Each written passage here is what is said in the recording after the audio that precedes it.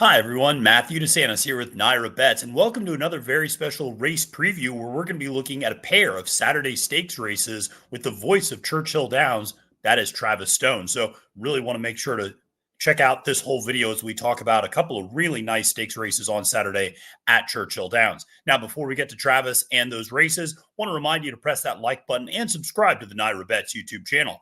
Listen, I know a lot of you subscribed during the Breeders' Cup, and that was really exciting, but we still have a ton of great racing throughout the rest of the year. We have race previews like this one, full card analyses, handicapping and betting tutorials, as well as horse racing news and update shows. So you definitely want to press that subscribe button today. Well, like I said, we got a pair of stakes races at Churchill this weekend, and I wanted to bring on the voice of Churchill himself, and that is Mr. Travis Stone. Travis, thank you so much for joining me today. No, it's my pleasure. How's everything going? It's going well. It's unreasonably sunny. It's 72 degrees right now in New York, and I'm not sure what to do with myself, in the beginning of November with that weather. But you all have been dealing with, kind of the typical Kentucky weather this time of year down at Churchill. How's the meet been going in general to this point? We're still about a week into it or so. We started the Sunday before the Breeders' Cup. It's going well. We've had some rain this week. Looks like it might linger a little bit over the weekend, but racing's been good and turf course is holding up. So everything, knock on wood's going well. That's great to hear. I'm very excited to see the turf racing, and obviously one of the races we're going to discuss is on the turf for this weekend. But let's dive into the two stakes races, and we'll start things with the Dream Supreme Stakes, which is going 6 furlongs on the main track for 3-year-old nut fillies and mares. It's a field of 9. Your morning line favorite is the number 3 Spirit Wind. Travis, I'm interested in getting your thoughts on this race, but I'll just quickly say, trusting Saffie Joseph Jr. to win stakes races in Kentucky is always a little bit of something that I take a moment of pause with. He has not traditionally had the most success in the Commonwealth. And so when I see one of his horses as a favorite, my first inclination is usually to try to beat this horse, though I should say, very good horse. Came up to Saratoga, one up here with Mike Smith aboard in the honorable miss. I'm interested in kind of your thoughts on this race, maybe some horses that stood out to you in this contest. Yeah, I get it. She's 9-5, and she's probably the horse to beat. She's got numbers that win this race more often than not. The problem is her last 2 races, she's been unable to connect the dots. Her race at Charlestown, I might forgive a little bit, but she was bad in there.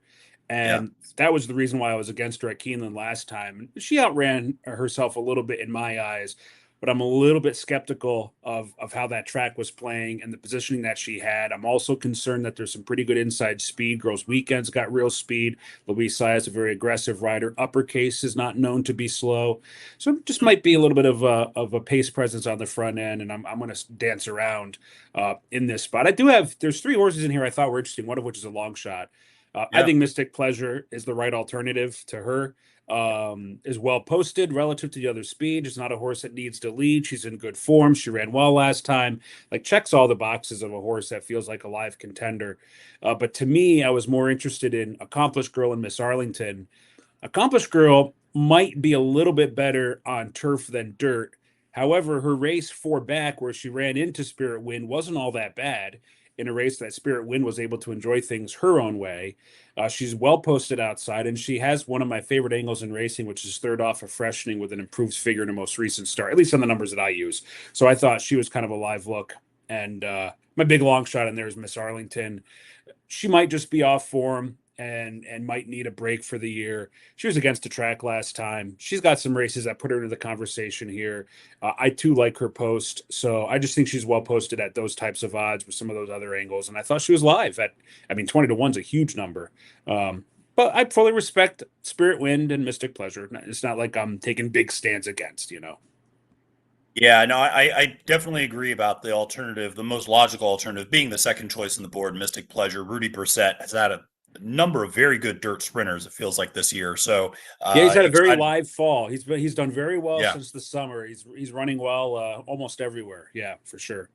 Yeah, no, absolutely. I remember up in Saratoga, world record. Just I thought he was going to set a world record that day. Just going out up on the front end and just taking him gate to wire. He's had a lot of really nice horses, and this one I agree kind of feels live. The cutback last time, out from going a mile at Laurel to now 6.5 at Keeneland, and you really saw a great ride there with Flavian Proud aboard.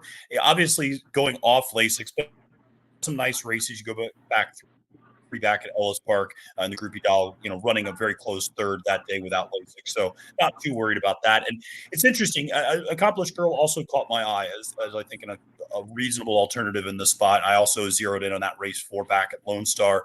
And it's just interesting, to see Asmussen moving this one back to the dirt now after a lot of turf and synthetic races. Again, a horse that has some wins without Lasix in graded stakes company. So, definitely one that at 6-1, I thought was an interesting price. And you brought up Whit Beckman's horse, Girls Weekend, on the inside. I don't know if this horse is good enough to win this race, but certainly good enough to have an impact on the pace scenario, as you pointed out. Is really going to press things for early fractions. And I thought that might just make things a little bit more complicated for Spirit Wind. And I will mention, you mentioned obviously Rudy Brissett having a very good meet. Paolo Lobo's also off to a really good meet this year as well with the number 2 Uppercase at 4-1. Again, a little bit more of a alternative to your top 2 choices.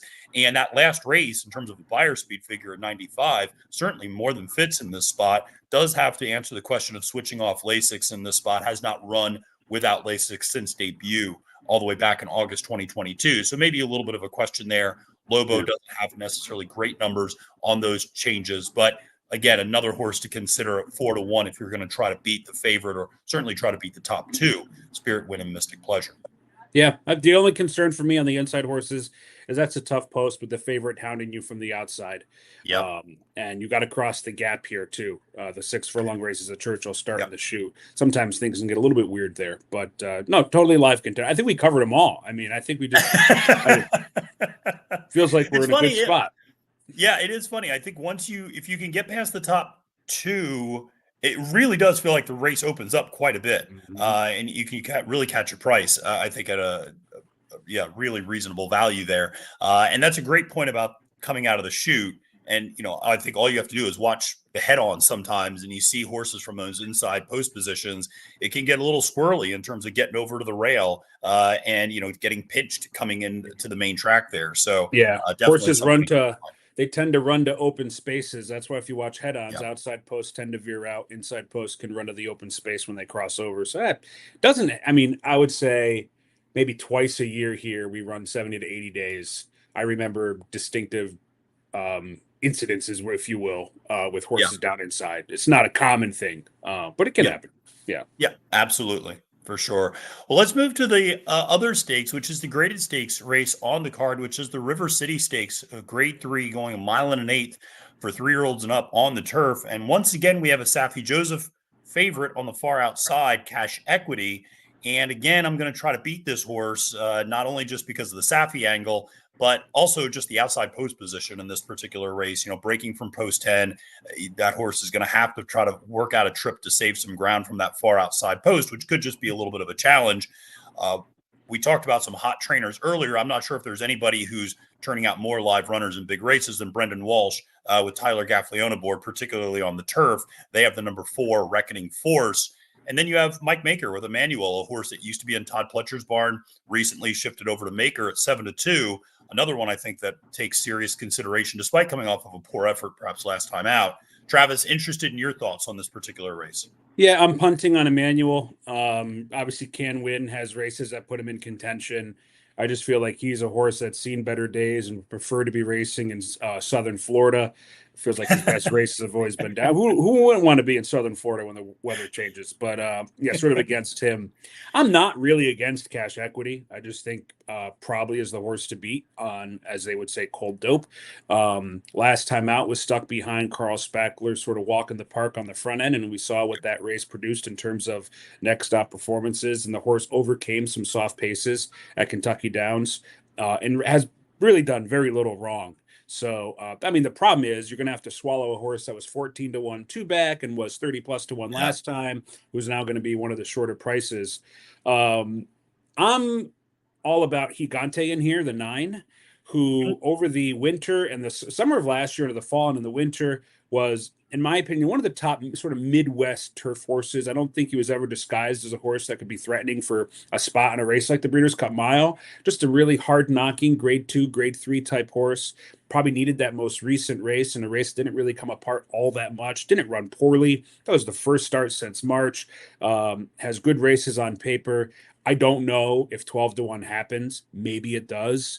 Yeah. But to me, I mean, the horse is 6 for 16 lifetime. Always fires. Is Yeah. just is a live runner and probably catches the right sort of field to run his best. Yeah, it's interesting. I had my eye on this horse too. I always had my eye on Gigante whenever he runs, wherever that is. And so you're right. He's a very honest horse. I remember that race going back to last year, winning at Colonial in the grade 2 over a horse like Silver Knot and Nagarok. And so, really has faced some tough company over that period of stretch as well. Horses like Integration, et cetera. So, and even a horse like I'm Very Busy, too, back at the Munis Memorial over the spring at Fairgrounds. I agree. Second back from the layoff, the horse appears to be training well for Asmussen, and it's hard not to like this horse. Like you said, the 6 for 16 winning right there is, I think, good reason for optimism. Uh, it's interesting about Emmanuel. I gave that horse a shot last time out with the logic of it's Mike Maker stretching a horse out on the turf. How many times have we seen Maker take a horse and go a mile and a half, and then suddenly, he finds something new with the horse? But it just didn't fire in that particular spot. And I agree. The South Florida, I mean, we'd all love to, just hang out down there. Pete Aiello calling races, they're just doing that whole thing. Sure, that'd be nice life. And I would imagine that is exactly where this horse is going probably after this race. So hard to take that short of a price. I do think a horse, I'm not going to be using this horse, but I will be interested in watching this horse, which is the number 2 Hades, only because this horse is trying turf for the first time, and there is almost no turf pedigree to speak of in this horse's lineage. And so it's hard for me to think that this horse is suddenly going to take on another dimension, switching to the grass. But it's one of the few horses that have beaten fierceness, we can say now this year, and so, going all the way back to that Holy Bull effort, which was a bizarre race in a lot of ways with really slow fractions at Gulfstream Park. But nevertheless, a horse that at least early in his career flashed some talent, and maybe a surface change, rediscover something.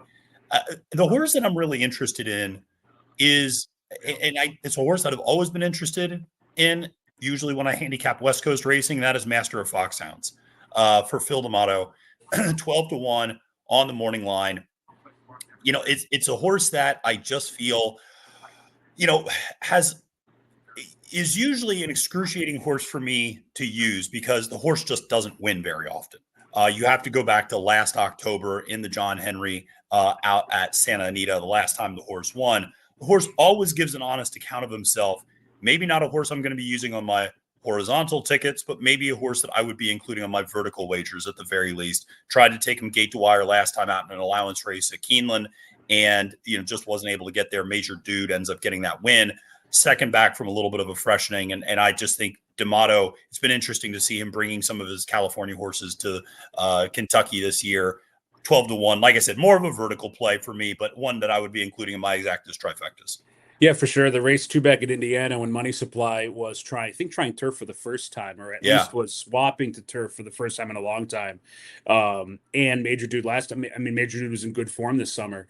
So there's good company lines there. The other thing is on paper, it feels like there's horses that want to be forward, but they're not exactly sprint-like speed horses. So there's a chance that Master of Foxhounds just breaks out of there. One thing Drew's good at, he's good at nursing horses on the lead, or he's good at that outside stalking trip, and he's going to get one of those in here. Hopefully, if you bet him. Otherwise, I don't know what Flo's thinking. But certainly a lot. The one thing I don't like to, as I've made morning lines before. I don't want to disparage them. I don't know if we see some of the numbers we're seeing. I have a hard time believing Hades is going to go off as high as 15. People love to bet Derby Trail horses and 3-year-olds, and Master of Foxhounds has some real company lines and lines on paper and Gigante too. So we'll have to see how this shakes out. Like, I guess my ultimate point is I don't think Emmanuel's 7-2. I think he's higher than that, and so maybe that changes the opinion when the odds open up. But we'll just have to wait. and see. Yeah, no, that's a good point. You never know where these things go. I mean, my only hope with Master of Foxhounds in terms of getting anywhere near that 12-1 is just people look at the career win-loss record and just go, listen, Yeah. I'd imagine he's a horse that will be leveraged significantly in your exactas and tries, but may not be used much up top. And so, Yeah. we'll see how that obviously affects price. But the other horse that we should just kind of mention in passing, and I mentioned briefly, is Brendan Walsh's horse, Reckoning Force, who is the second choice. A horse that, finished third last time out in the Knickerbocker, and up here in New York is now coming down to Churchill, where he's run a couple of times on the turf going back a couple of, earlier this year. And, interest, I mentioned Brendan and Tyler, obviously on the turf is always a formidable duo. It sounds like you're actually more bullish on Safi's horse than maybe Reckoning Force in this spot. Probably. I just think Reckoning Force is tough to totally trust. I think his form kind of comes and goes. That being said, it's not like he always runs bad races. He got a lot of on the board finishes that, sort of put him in the conversation. To me, I just felt like he was going to be a bit of an underlay, no matter how this race shook out, especially with his running style and sort of a questionable pace scenario. So yeah, I mean, not totally against, sort of like the dirt sprint race, not a huge against opinion on these, but I did find some others a little bit more interesting. Yeah, no, absolutely. And another one kind of similar to Master of Foxhounds, doesn't win all the time, 3 for 16 winning. Hard to kind of put a short price on a horse like that in this particular spot. But I think, between Gigante and maybe some other long shots, there's some value opportunities in this race for sure. Yeah. I appreciate your time today. Let the folks know what all you guys have going on down at Churchill over the next couple of days and weeks. Yeah, we're racing 5 days a week, Wednesday to Sunday through Thanksgiving weekend. It's great racing here. There's good 2-year-olds happening all the time. And then it all gears up to the closing week, Clark and Stars of Tomorrow too, and some of those other stakes races. And crossed fingers, the turf is hanging in there. So we have a good racing meet on the turf as well. Absolutely. And the Clark might actually decide who is the Eclipse winning older horse of the year, by the way, as well, because I don't know even who know else is going to get a vote right now. I don't know who's pointing to it. And I wish we could go back in time when, these trainers weren't afraid to wheel horses back and we could have some deciding outcomes, whether it be here in the Clark or the Cigar Mile or what have you. Sure. I mean, God forbid we run more than 8 weeks in between races. Well, here's to hoping for 2025 resolutions, getting the horses to run back a little bit more regularly. But Travis, thank you again so much for joining me. Really appreciate your insight. Make sure to check out all the great races that they have down at Churchill Downs this weekend. For Travis Stone, my name is Matthew DeSantis, wishing you a great and prosperous day at the races and reminding you, friends, it's now post time.